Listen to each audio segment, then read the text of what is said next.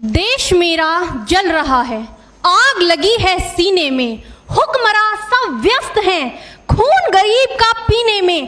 तो राम मंदिर या बाबरी का पक्ष नहीं मैं लाई हूं, घायल भारत चीख रहा है, चीख सुना महोदय।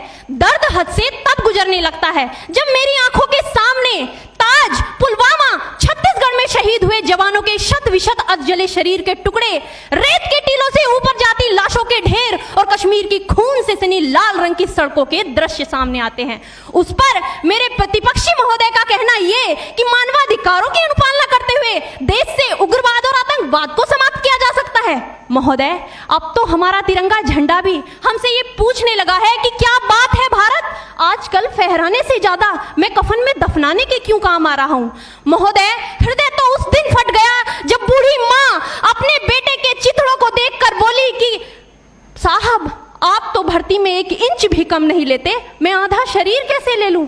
महोदय, विधवा की वेदना चीख चीख कर ये कहती है कि प्यार भी भरपूर गया, मांग का सिंदूर गया, नन्हे नौनिहालों की लंगोटियां चली गई, छोटी छोटी बेटियों की चोटियां चली गई, और आपके लिए तो एक आदमी मरा है साहब, मेरे घर की तो रोटियां ही चली गई।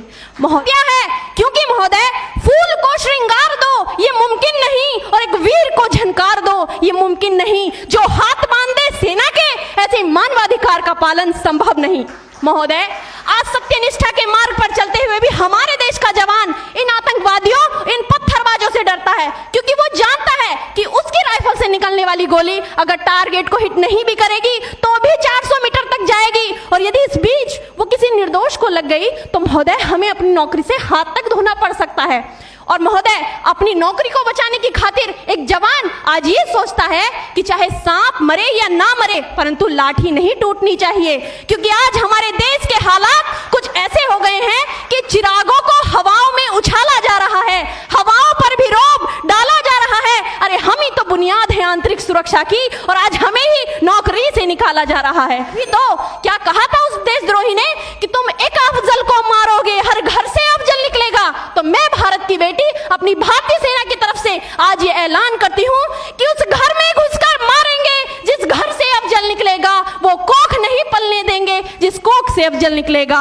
उठो देश के वीर जवानों, तुम सिंह बनकर दहाड़ दो और एक तिरंगा झंडा उस कन्हैया के सीने में गाड़ दो।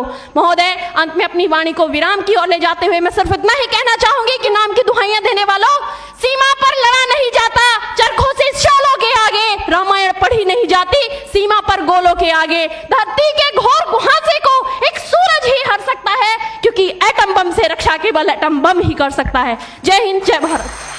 नहीं, वह खून कहो किस मतलब का आ सके देश के काम नहीं, वह खून कहो किस मतलब का जिसमें जीवन न रवानी है, जो परवश होकर बहता है वह खून नहीं है पानी है। उस दिन लोगों ने सही सही खून की कीमत पहचानी थी, जिस दिन सुभाष ने बर्मा में मांगी उनसे कुर्बानी थी। बोले स्वतंत्रता की खातिर बलिदान तुम्हें करना होगा, तुम बहुत जी चुके जग में लेकिन आगे तुम्हें मरना होगा। आजादी के चरणों में जो जयमाल चढ़ाई जाएगी वह सुनो तुम्हारे शीशों के फूलों से गूंथी जाएगी।